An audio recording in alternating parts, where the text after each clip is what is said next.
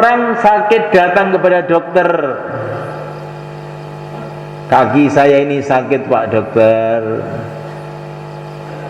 Oh iya, kaki kamu harus dipotong. Dipotong? Iya. Maka dia tidak ngengkel, tidak menentang. Pak dokter, untuk memotong kaki saya ini perlu biaya berapa? 10 juta.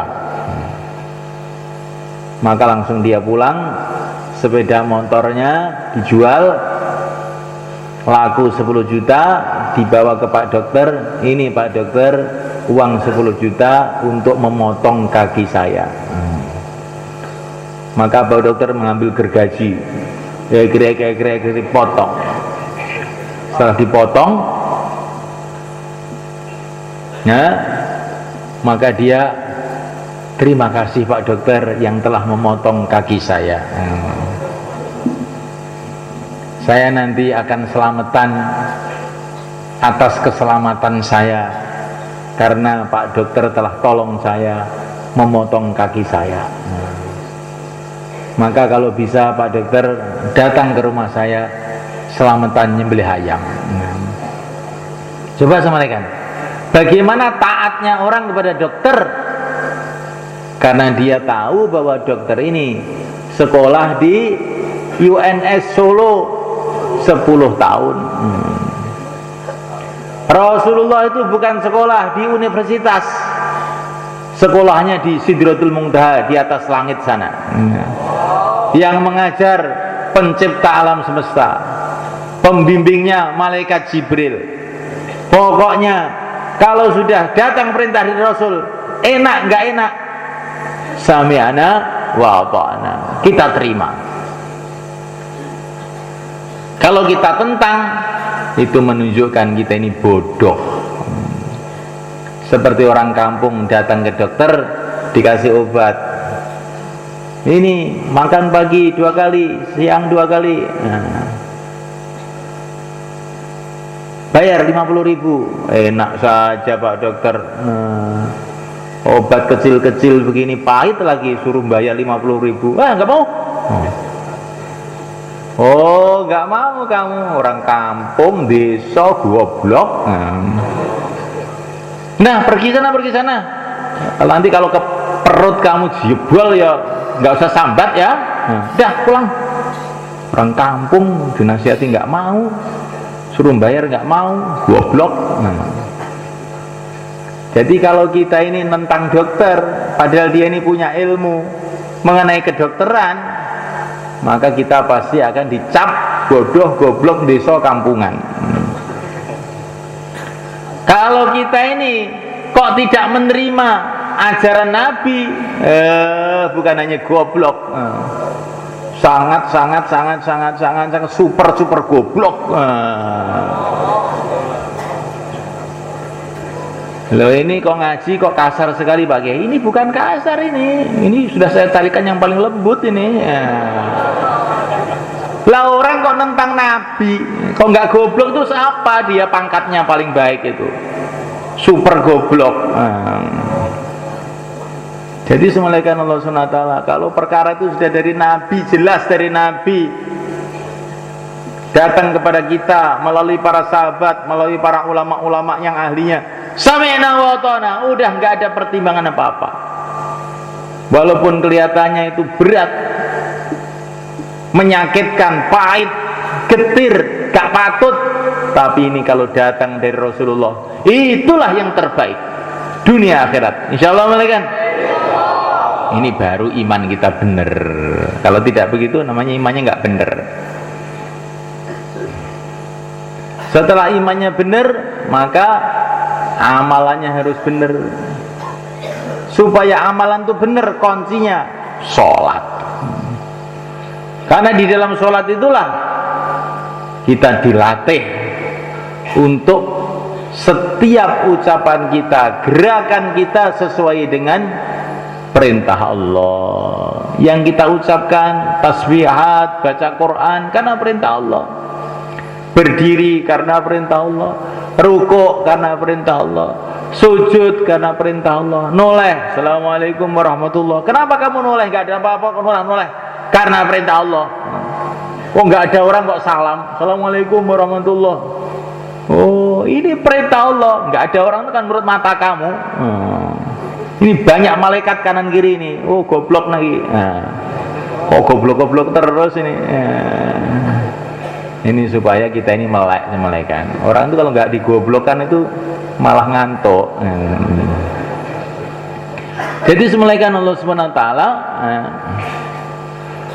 itu sholat ini kunci supaya kita ini hidup tuh pakai tertib yang diridhoi oleh Allah. Kalau orang tuh sholatnya benar,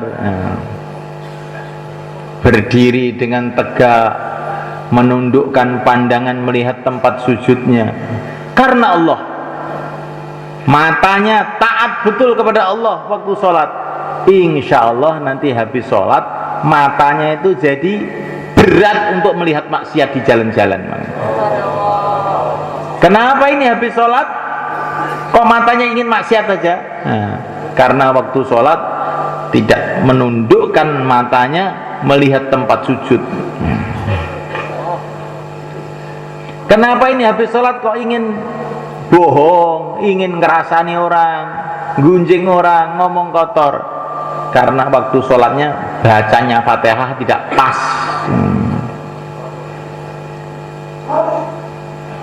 Kenapa ini kaki kok ingin ngeluyur, nggak karuan?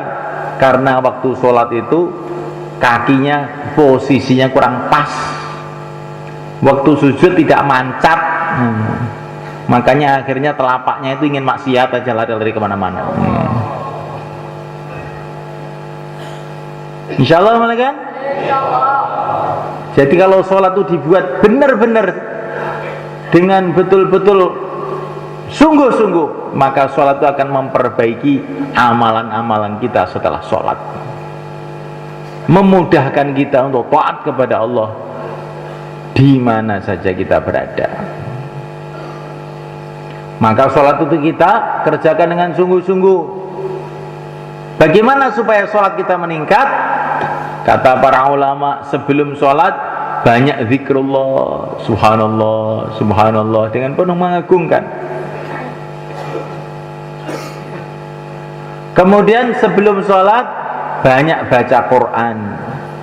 Dan kalau baca Quran itu tanamkan dalam hati, ini surat dari Allah dibawa Rasulullah untuk nasihati saya. Maka baca Quran itu dengan merasa dinasihati oleh Allah Subhanahu wa Ta'ala.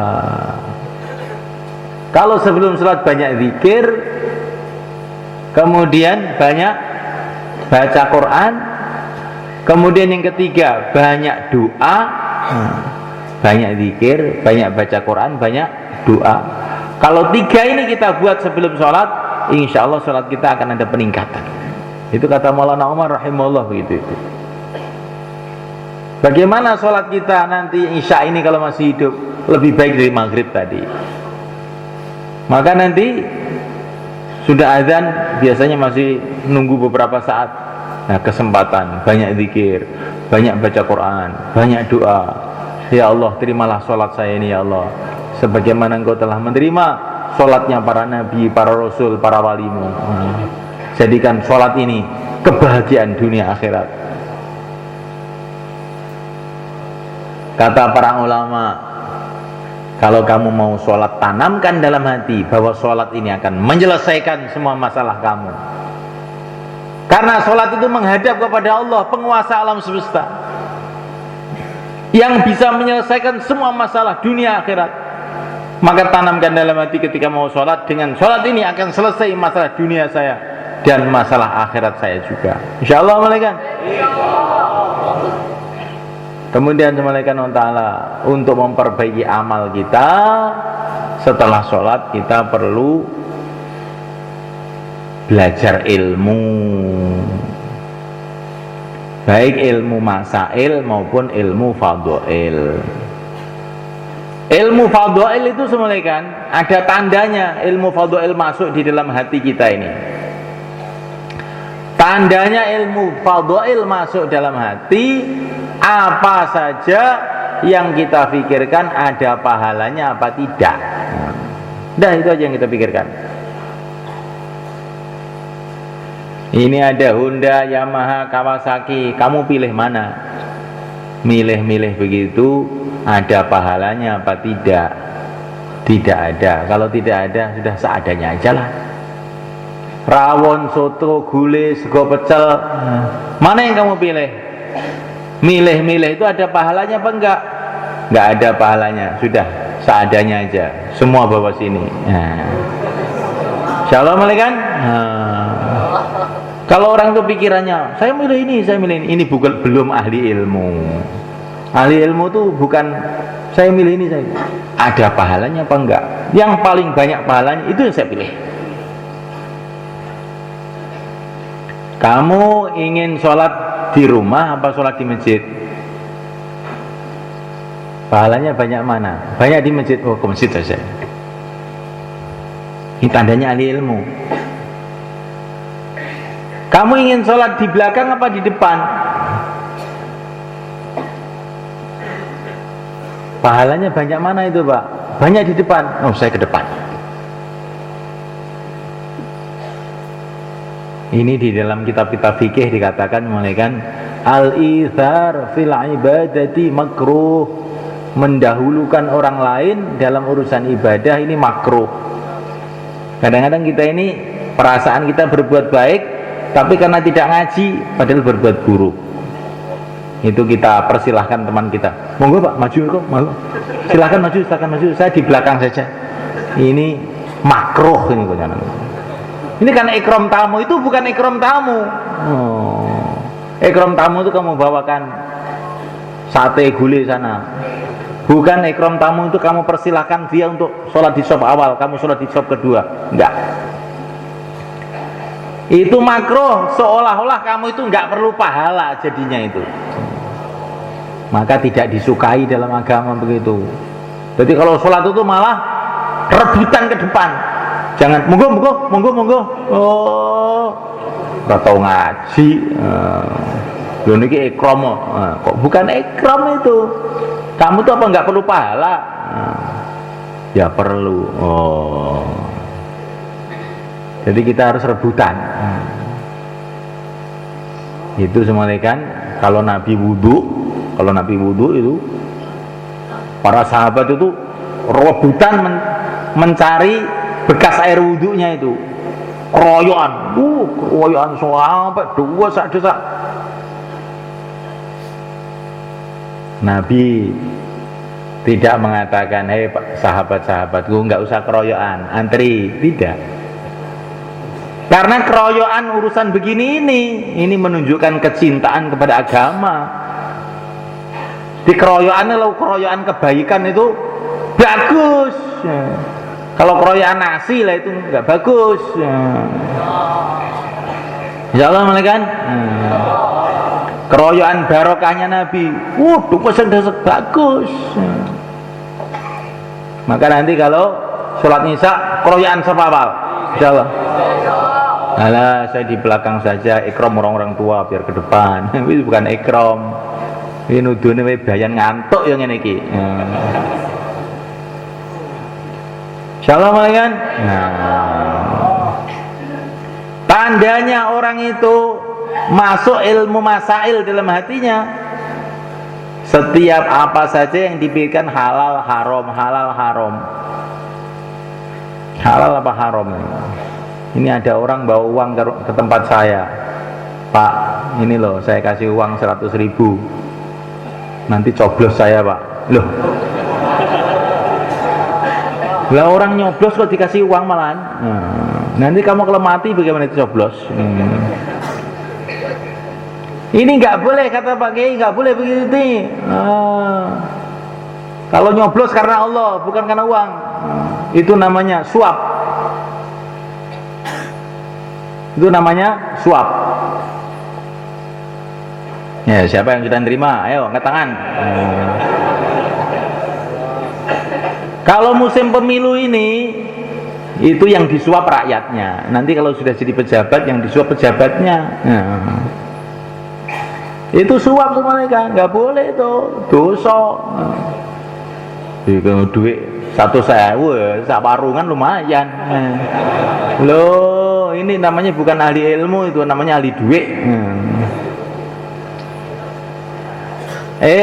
Duit itu kalau nggak kamu pikirkan halal haramnya, makruh sunahnya, maka nanti nggak akan barokah. Nggak barokah itu nanti kamu belikan tempe, tempenya masuk dalam perut, terus membuat ganjel di sini, wiritan ngantuk. Dengar bayan tidak paham. Kalau ngerasani orang semangat, ini tempe tidak barokah. Gara-gara tempe dari caleg itu. Ini betul mulai kan? Ini kan teman sendiri semua atau ya? Kan nggak apa-apa. Ini calegnya juga banyak di sini. Tapi kan teman sendiri kan nggak apa-apa.